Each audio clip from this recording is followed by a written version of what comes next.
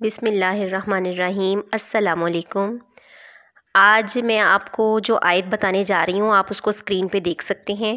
یہ آیت 20ویں پارے کے شروع کے صفحوں میں ہے، دوسرے یا تیسرے صفحے میں ہے، اور اس آیت کی خصوصیت اور افادیت یہ ہے کہ ہر نماز کے بعد جو اسے پڑھے گا اللہ اس کی دعا فی الفور قبول فرمائیں گے۔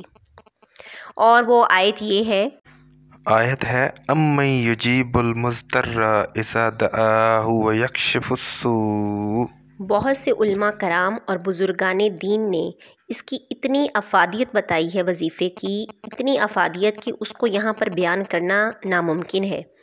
اس ورد کا جو بھی اہتمام کرے گا اللہ اس کے بچوں کو اچھے رشتے عطا فرمائے گا، اور اگر بچی یا بچہ خود اپنے رشتے کے لیے اس آیت کو پڑھتے ہیں تو اللہ تعالیٰ ان کو غیب سے انتہائی اچھے رشتے عطا فرمائے گا۔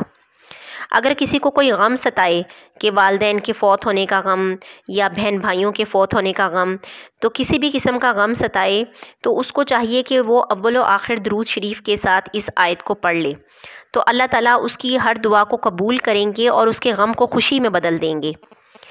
اور کسی بھی مشکل میں پھنسے ہوئے ہیں اور آپ کو یہ آیت یاد آ جاتی ہے تو آپ اس کو فوراً پڑھ لیں تو آپ اس مشکل سے نکل جائیں گے انشاءاللہ تعالی۔ جیسے کہ کوئی آپ سے موبائل چھیننے کے لیے آ رہا ہے اور آپ کو یہ آیت یاد آ جاتی ہے تو آپ فوراً اس آیت کو پڑھ لیں۔ اس کو پڑھنے سے جو ظالم شخص ہوگا اس کی نظروں سے آپ اوجھل ہو جائیں گے۔ اس کا مطلب یہ ہے کہ اللہ پاک اس ظالم کو ہمت ہی نہیں دیں گے کہ وہ شخص آپ کے پاس آئے۔ اور اس کی افادیت کتنی ہے خود آپ جنید جمشید صاحب کی زبانی ہی سن لیجئے۔ اس کو نظر ہی اس ظالم کو آپ نظر ہی نہیں آئیں گے۔ یہ میں آپ کو بتا رہا ہوں، میری گردن پکڑ لینا۔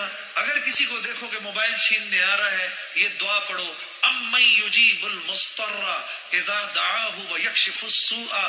اللہ اس ظالم کو ہمت ہی نہیں دے گا آپ کے پاس آنے کی۔